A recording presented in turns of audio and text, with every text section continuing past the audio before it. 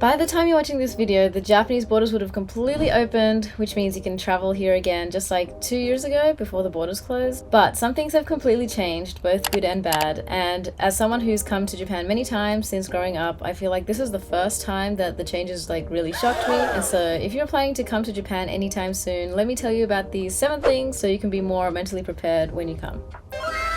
Hi, my name is Evie, and recently I moved to Tokyo to study Japanese, and on this YouTube channel I make videos about studying Japanese and life in Japan. So for today's video, I'll start with the good. So first of all, English is everywhere, kind of. I guess leading up to the Tokyo Olympics in 2020/2021, Tokyo especially has been gearing up for a lot of tourists to come, and so I feel like there's a lot more English everywhere. Not just English, but Korean and Chinese as well. So the last time I came to Japan was 2017. And I definitely noticed the difference. It encourages travelers to come even if they can't speak Japanese. So the second thing is digital payments. Japan has always been a cash society and still is, but now there's way more options for payments that's not including cash. Even credit cards back then, not many places took credit cards, but now you can use credit card pretty much everywhere. For example, if I forget my wallet at home and I don't have any cash with me, it's okay because I'll definitely have my phone, right? I can use Apple Pay. If they don't take Apple Pay, then I can use my transit card, my Suica. If they don't take that for whatever reason, there's PayPay. They will definitely have one of those 3, so it's super convenient, kind of dangerous in a way because you spend more money, but I think it's a lot better than taking off my school backpack, got so many textbooks in there, gotta dig and find my wallet, open the zip, find the cash, put the right one in, and then get heaps of coins back. It's just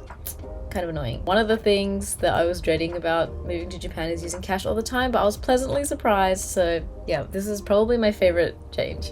That was it for the good. I know it was kind of short, but onto the bad for some people. The third one is about wearing masks everywhere. I still consider it a good thing because I haven't caught it yet and I'm trying not to catch it, but basically majority of people still wear masks everywhere, inside and outside. It's not even mandatory to wear them outside anymore, but in Japanese culture it's not ideal to be standing out technically by peer pressure. Most people are still wearing their masks, and I think that's a good thing. It doesn't hurt anyone. Oh, except in summer. It was kind of miserable in summer because it was so hot and some people got heat stroke. It almost happened to me because when I came from Australia, I was wearing one of those really anti masks, and they're super thick, right? Nobody in Japan wears them because they're ugly probably. A lot of people wear fashion masks, like they look pretty and they don't really fight anything.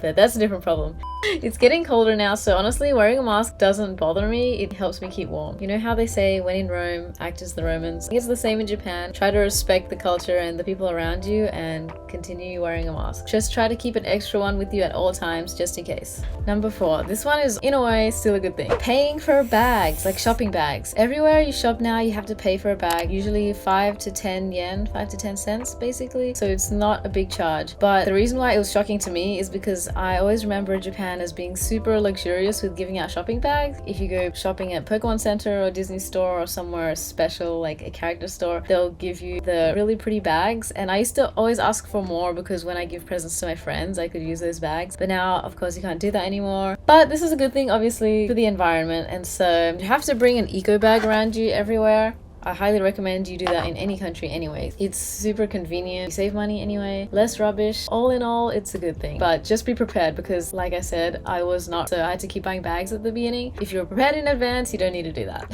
Okay, on to number 5, business hours. Basically, everything closes early now. Everything closes at 9 p.m, which is the same as Australia. I'm from Australia.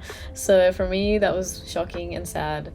One time, me and my friend went to Shibuya to have dinner and go shopping, and we finished dinner at like 8:50. So when we were going out to shop, everything was closing, and it was just so sad though. Please plan your day accordingly so you get everything done before 9 p.m. But yeah, of course there are still things open like bars, karaoke. But if you're going as a family or just shopping, those kind of things will be closed. So be prepared. Number 6, there's less rubbish bins everywhere, or trash cans as you Americans say. If you're familiar with coming to Japan, you know that there's not that many trash cans anywhere. Well, now I feel like there's even less. I used to think there was one at least in every station, but now no, not every station has one. So you kind of have to be ready to hold your rubbish, or like be mindful of the rubbish that you're making. So if you're getting a drink, try to finish it at the store so you can throw it at the store. If you bring it out with you, you might have to put your rubbish in your own bag. So yeah, you pretty much will always have to do that. This wouldn't work in other countries, right? Like if there's less rubbish bins, then it'll just get polluted and people will litter, but thank God people in Japan don't do that. So also don't litter. If you come here, don't litter. Okay, so this last one I think can go under the ugly category. Hopefully it's just my experience, and this is me being honest about my experience, so please don't send me hate and be like, oh, you hate Japan. I don't hate Japan, but I feel like people are not as helpful now because of the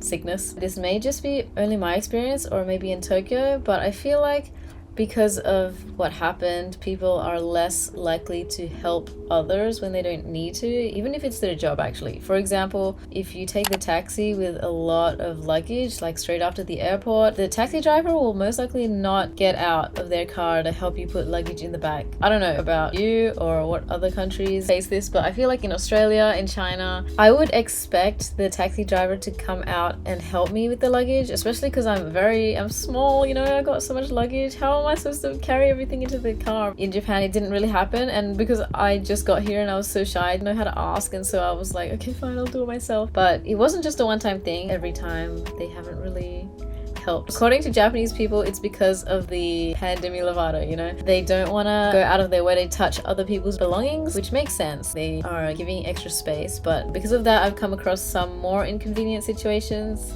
Maybe if you're only here for a short while, you won't face those kind of things. Before, I had this impression of Japan having like the best customer service ever. I was actually pretty shocked from that experience, and so yeah.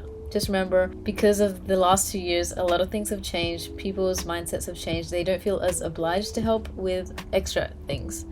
So yeah, those were the 7 things. I hope that this video has helped you become more mentally prepared for when you come on your travel here. Super exciting for everyone to visit me. I am a little bit scared of how there's no cap. This whole time they had all these limitations so that people could come gradually, and now it's like bam, everyone come. October 11.